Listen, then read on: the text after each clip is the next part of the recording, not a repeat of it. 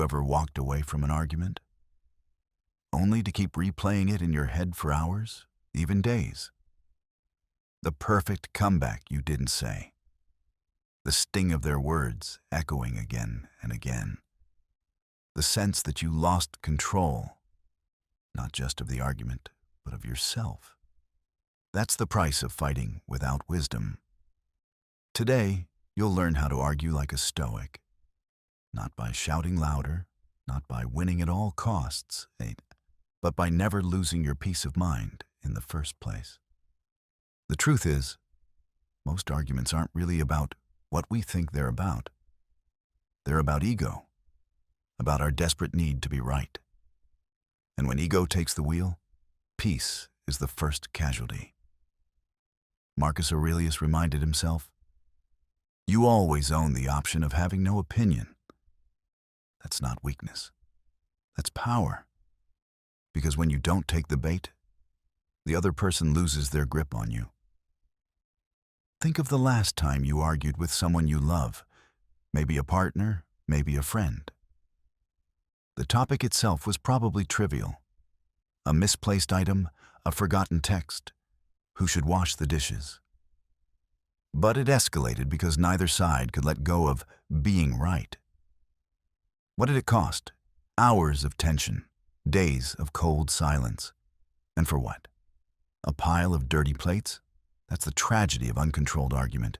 It magnifies the small, and it poisons the meaningful. The Stoics taught us a different way. Epictetus said, "When you are offended at any man's fault, turn to yourself and study your own failings. Then you will forget your anger."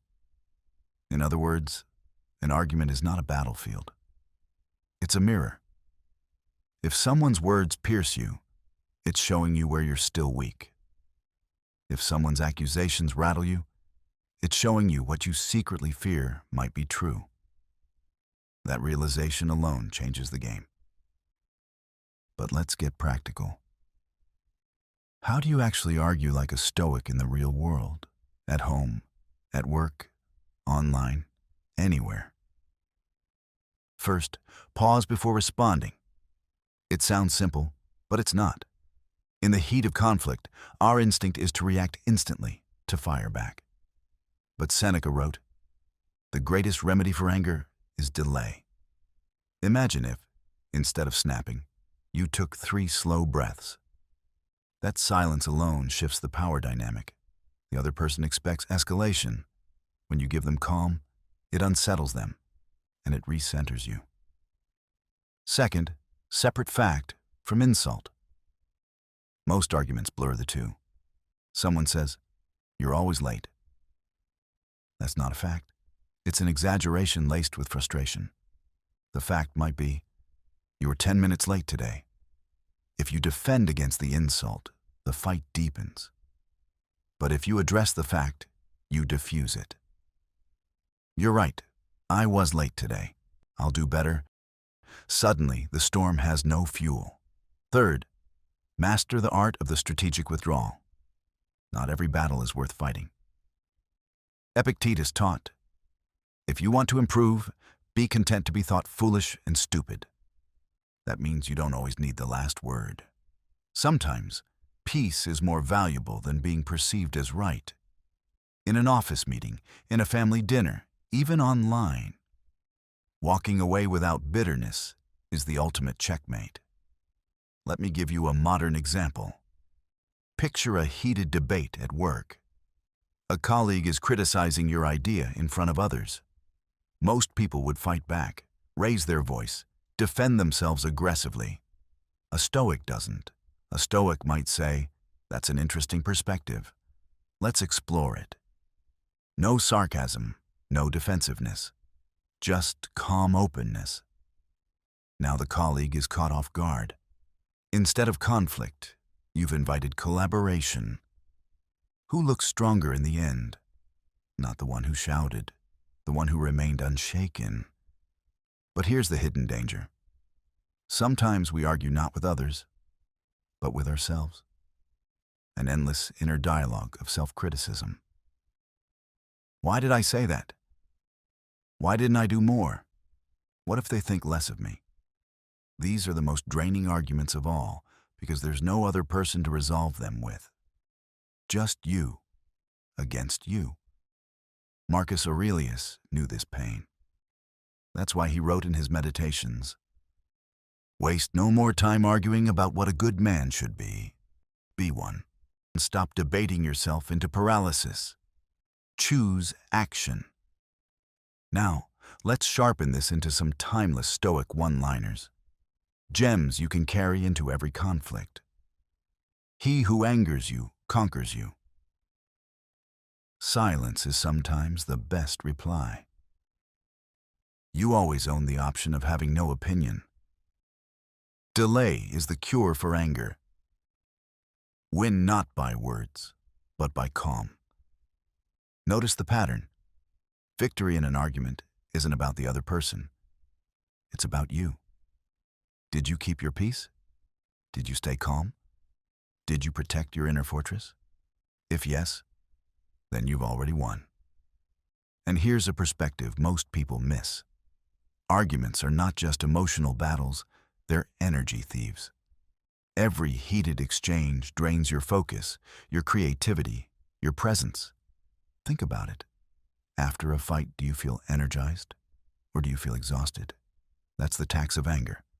It robs you of hours, sometimes days, of peace. Why give away your most precious resource, your state of mind, to anyone?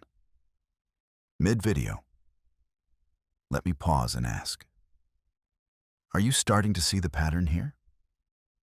If you've been enjoying these lessons from Stoic wisdom and want to keep strengthening your mind, make sure you subscribe and turn on notifications. That way, you won't miss the next step on this journey.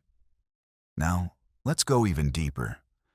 Some people fear that arguing like a Stoic means being passive. That's a mistake.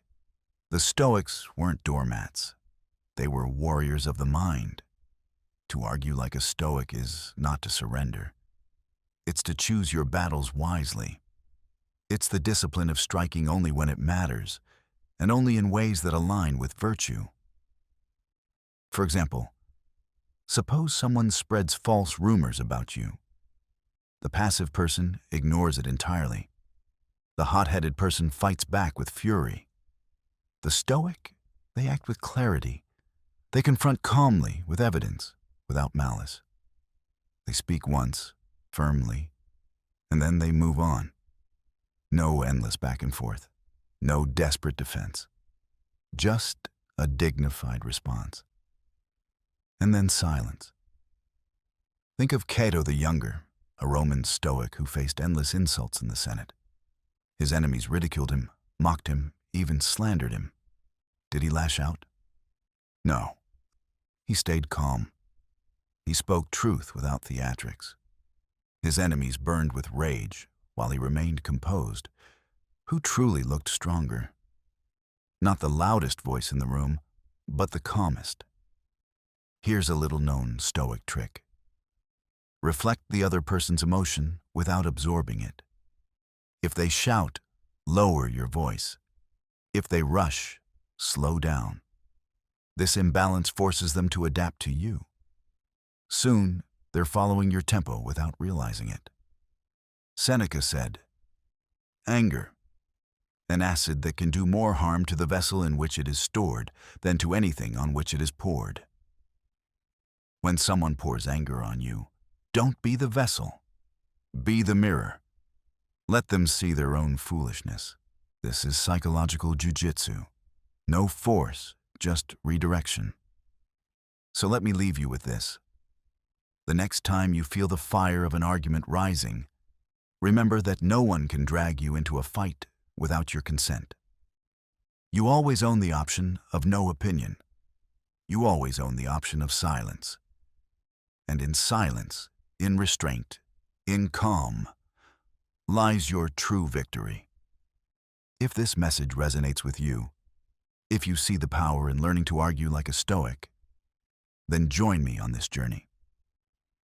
Subscribe, share this with someone who needs it, and keep walking the Stoic path, a path not of endless conflict, but of unshakable peace. Because in the end, the one who masters himself never loses.